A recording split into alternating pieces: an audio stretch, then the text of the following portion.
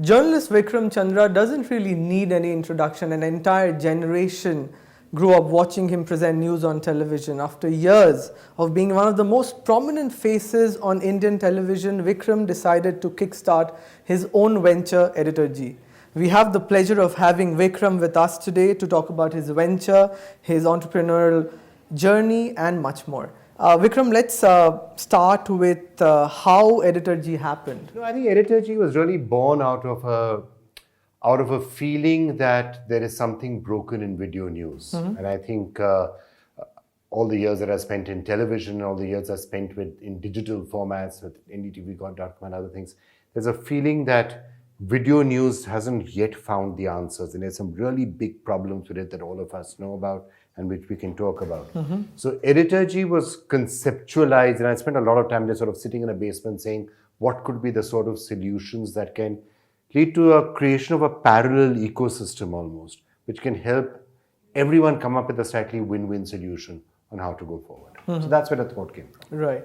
And what is it, Vikram, that you think makes your product really stand out in an otherwise very crowded media market?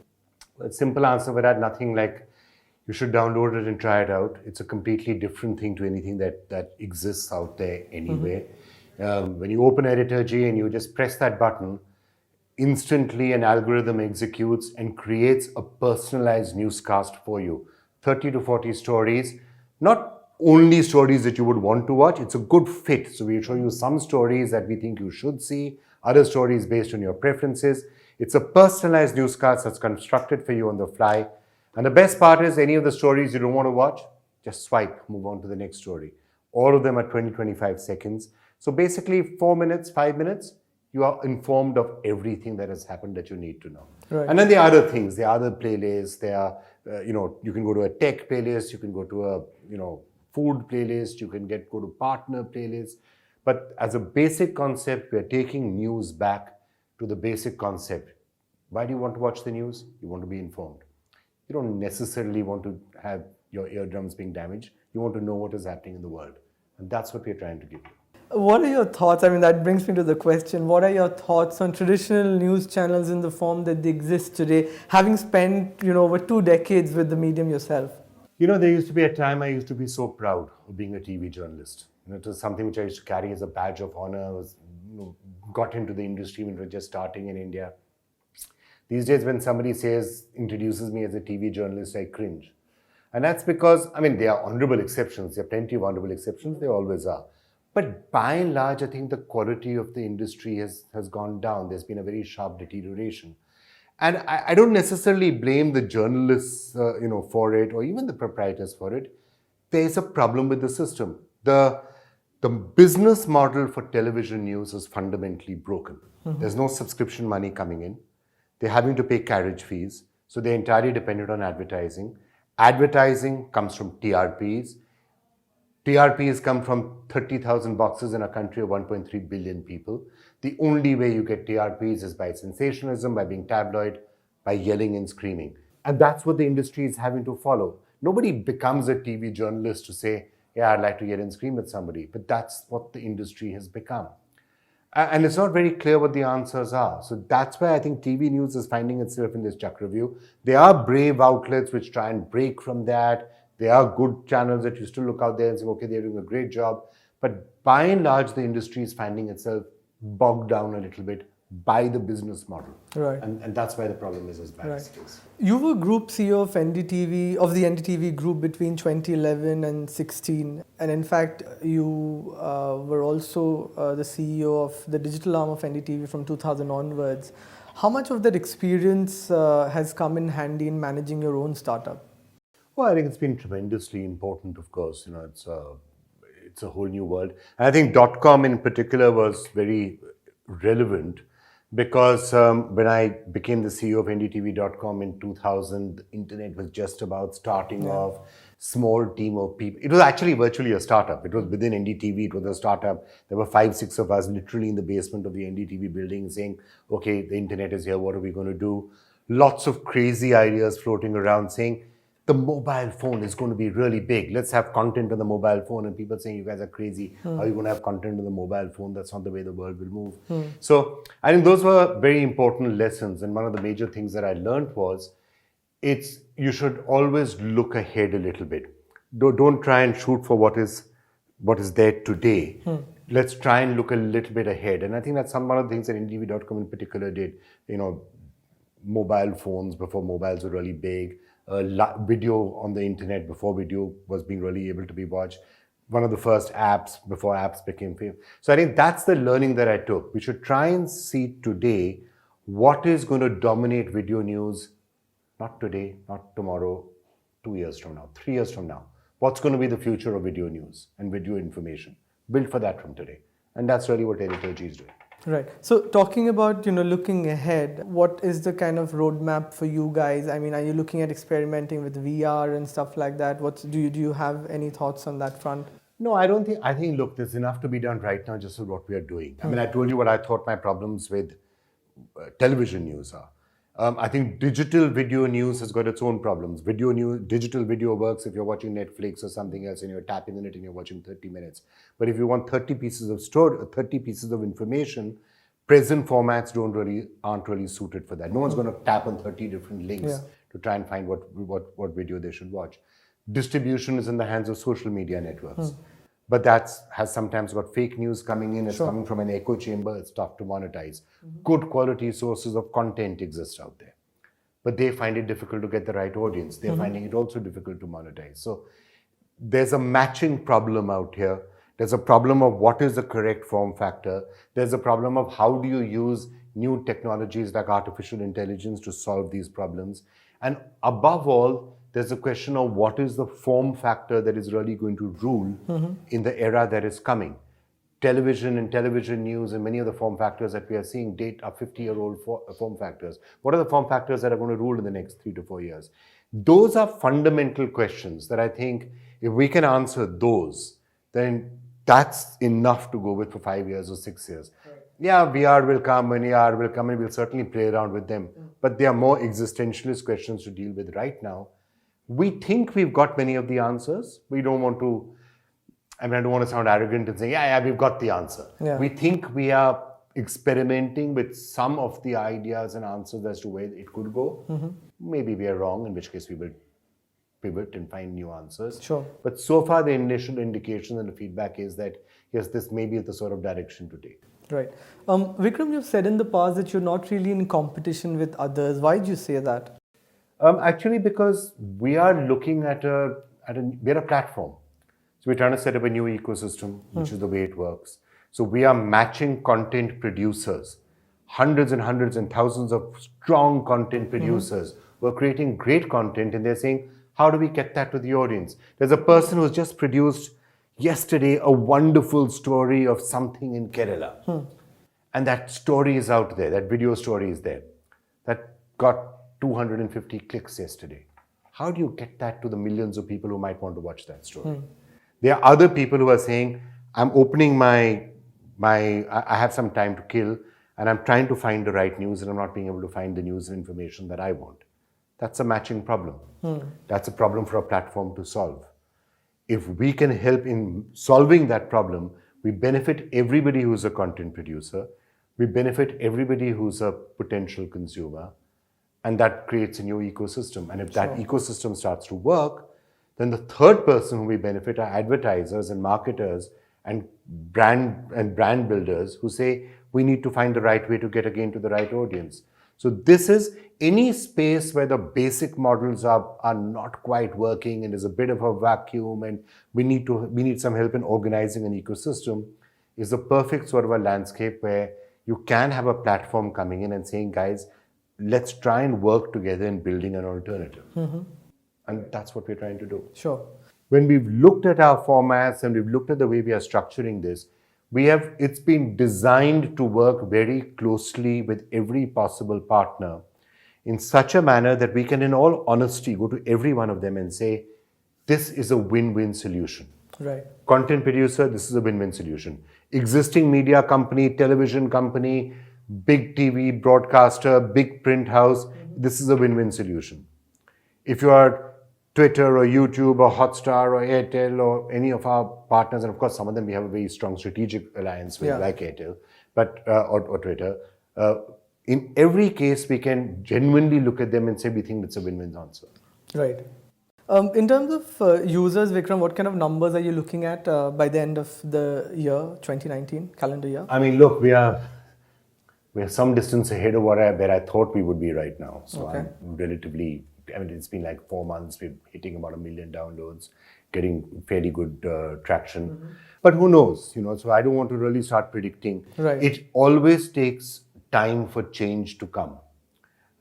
So I'm surprised that Right. this is seems Pleasantly. to getting. I'm pleasantly Yeah. surprised by the fact that a lot of people seem to be liking it and seem to be experimenting with it. So let's see. If you go back to the learnings that I was talking about, it was the right directional call to say mobiles are going to be big. Yeah. It took 3 or 4 years before mobile generally became Correct. big. So we think what we are talking about, short form video, news and information, playlists, you can swipe through them. We think this is the right direction. Early response is very encouraging. More than very encouraging. Now let's see what the numbers can be. Vikram, artificial intelligence and tech play an important part in your startup. What's the staff mix like in terms of tech, editorial, and other verticals? Well, editor G, you'll see signs around here. So AI is we call ourselves editor G technologies. Yeah. And the reason for that is that tech is a very integral part of what we do. Now we have 70 people, by now, and these are without a doubt probably the most talented, team that exists that I work with. And they are, some of the top TV producers and everyone. But if 60 to 70 people are being able to turn out 200 stories a day, it's not possible to do without the great amount of reliance on AI and on new ways of doing things, which is pretty much what we leverage.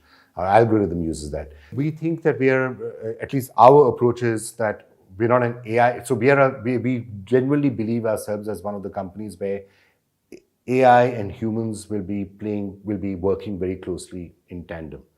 Our algorithm is a human-machine hybrid system. There are machine inputs into it, there are human inputs into it, and they work really well. In the stories and how we're generating stories, there are human factors, there are machine factors, and they work very well in tandem. And that's really the way we're going to keep pushing the boundary. Right. I don't think we're going to hand everything over to an AI. We're not going to say humans have to do everything. We're going to continue to try and push that partnership concept between humans and AI to the greatest extent possible. But in terms of percentage, editorial would be the major chunk?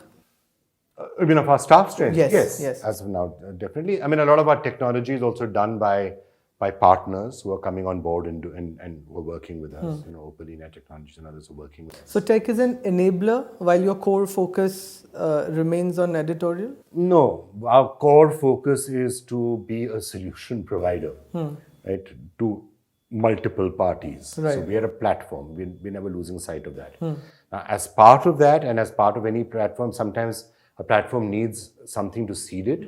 So we've seeded the platform with our own content. And because we have got such a great editorial talent base in-house in Editor G, we're being able to seed the platform with 180 of our own stories. Now that also helps in getting other partners on, because any partner, content player who wants to come on and be a partner, Editor G partner, we tell them you have access to our 180 stories. When you're building your playlists, Right. you can use the Editor G content also to enhance your own playlist. And that's something which our partners are finding useful. So let's say we've got a partner in the Northeast or, News Minute in Bangalore, or a number of people, Kashmir Monitor. If they're creating their playlist, they can have their own content, they can take all of the Editor G content and they can put that together into a playlist that their audience will really like. Sure. That makes it if not an irresistible proposition, certainly a very attractive proposition for a potential partner. Sure. What is the business model of this startup, and have you started to make money already? Yes, we have. We've already started to make money. In fact, this is the election season, so obviously we will be, we may well hit break even these couple of months. Our revenue is going to come from two parts. There will be people for whom we will provide solutions. And when we're providing solutions to people, it's an enhanced premium experience. That part of it is almost B2B. And then, of course, advertising is there. let's remember, if you're an AI-powered company, you have the ability for AI to generate and dictate what content and what playlists and all should be shown to people. It's also a great help in being able to figure out, this is a person who loves technology, why don't you show that person something more about phones? If you're launching a phone in India tomorrow, or you're launching a laptop in India today, why don't you think about the Editorgy technology playlists? It's a logical place to be. By definition, those are people who love technology and they're watching those playlists and they're seeing it. If there is a person whom we know, or a set of people whom we know, these guys love technology. And if you have to launch a new phone tomorrow, doesn't it make possible logical sense to be targeting that and putting your ad into that, rather than just shooting and spraying and praying? So our ability, therefore, of helping brands in a very targeted approach is a lot.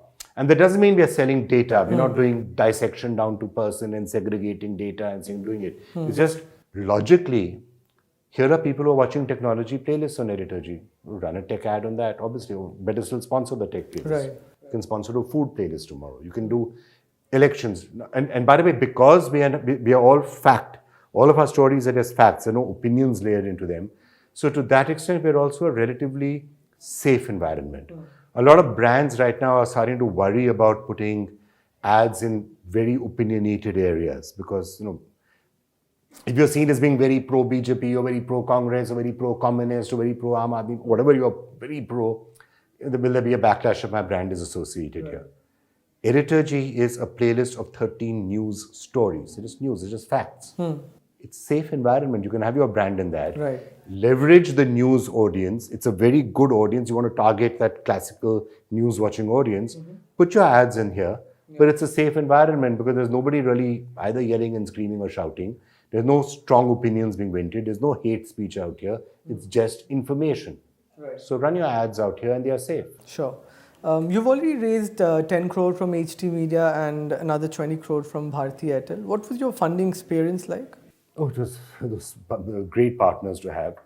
Both Airtel and HT have been wonderful partners. They allow us to do whatever we are doing, and they've been nothing but supportive. So I've had a really, really good experience with both Airtel and with HT.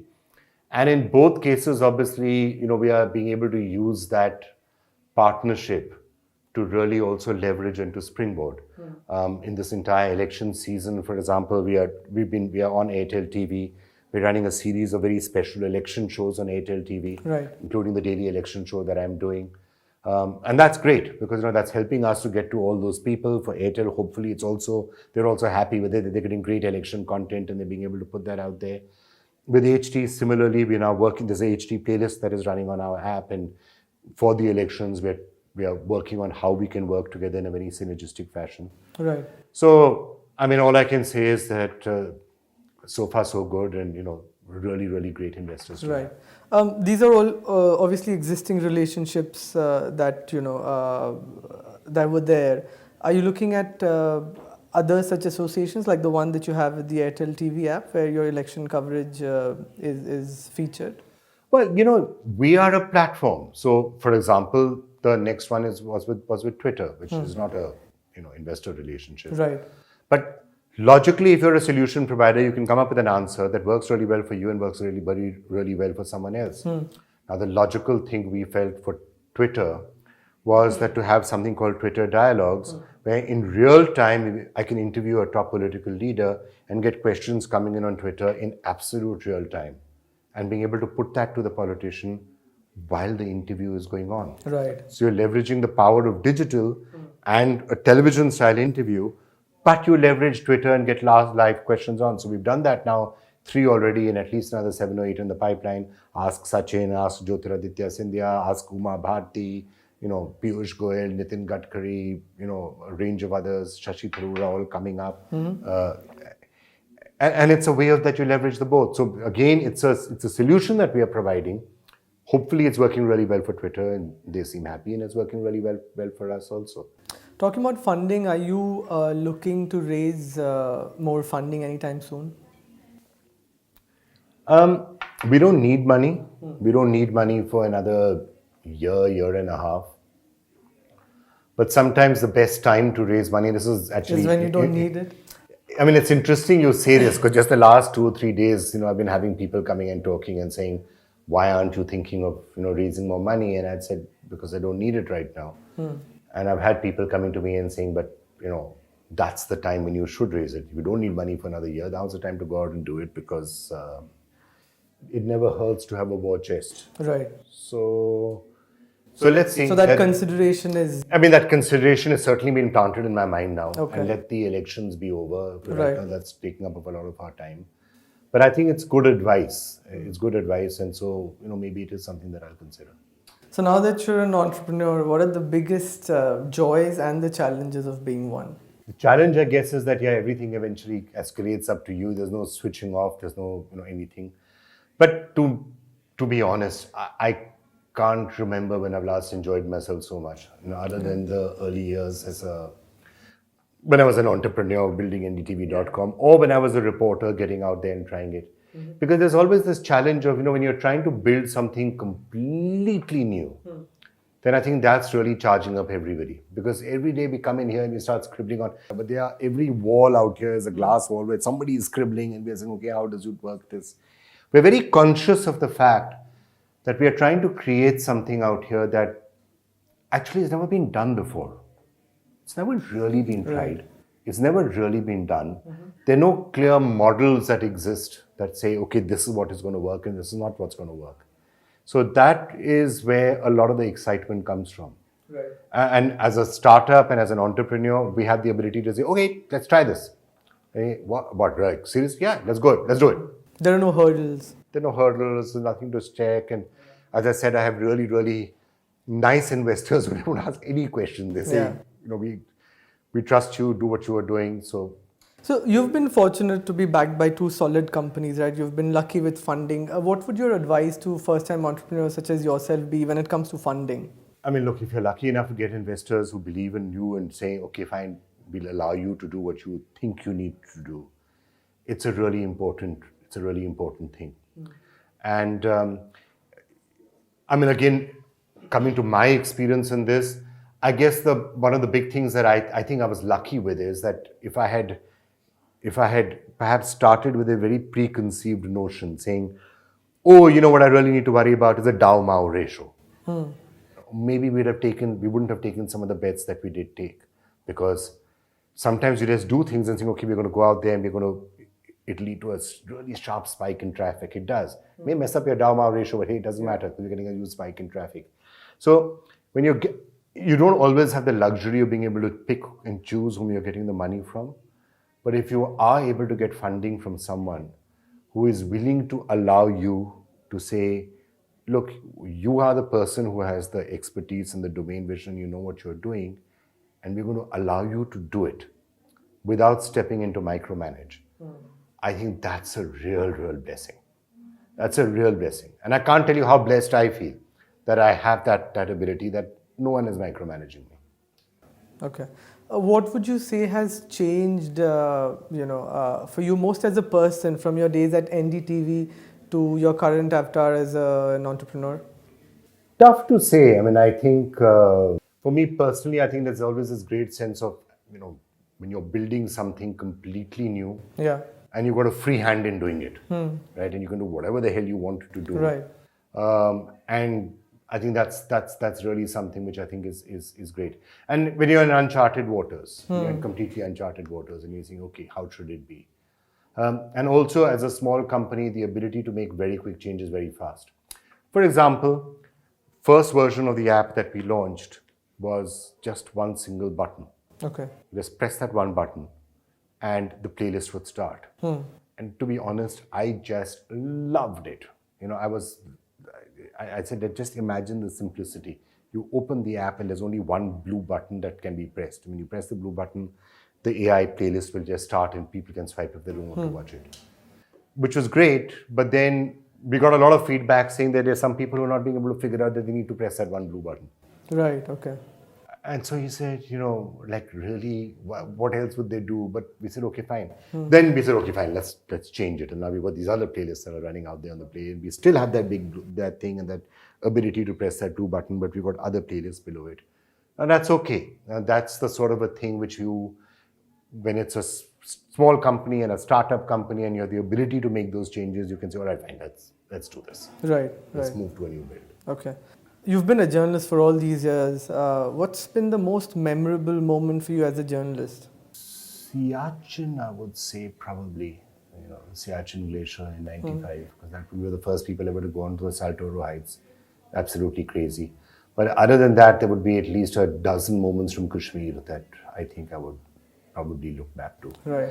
Kargil War, Charar-e-Sharif, and then reporting from Kashmir in the early 90s when it was, I think most of you probably weren't born at that time, so you probably don't know just how bad the situation used to be in 92, 93, 94. Yeah. And I know it's still early days for you as an entrepreneur, but any highlights, any memorable moments that sort of stand out from the time you started? Yeah, so as I said, when I look around at this place, like right now, Yeah. and I'm struck by the fact that, exactly 1 year ago? This is an empty room.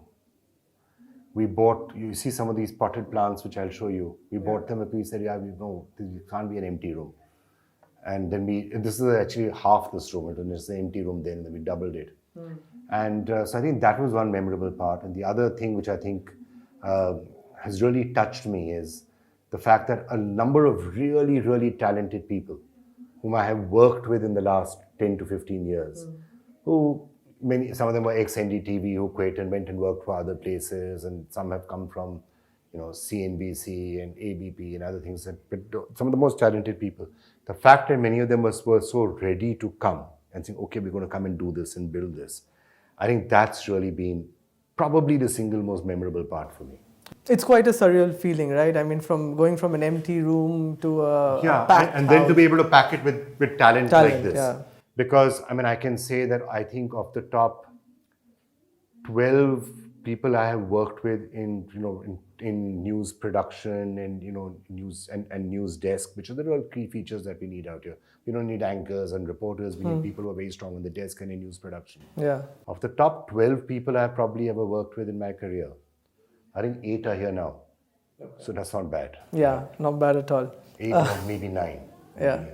Vikram, it's been an absolute pleasure chatting with you. Thanks for taking the time out, and all the best with Editor-G. Thanks a lot. Great talk. It's always a great pleasure talking to your story. I've been a great admirer of what all of you guys have done, and Shraddha in particular. I think you guys are one of the first people I showed a prototype of the app to 4 or 5 months ago. I think, obviously a lot has happened since then. And I'm looking forward to seeing a Your Story playlist on Editor-G soon. So all of you there in the Your Story office hearing this, where's your playlist? I have a spot here. I'm keeping it empty for you. So get it up and running really fast. Thank you, Vikram.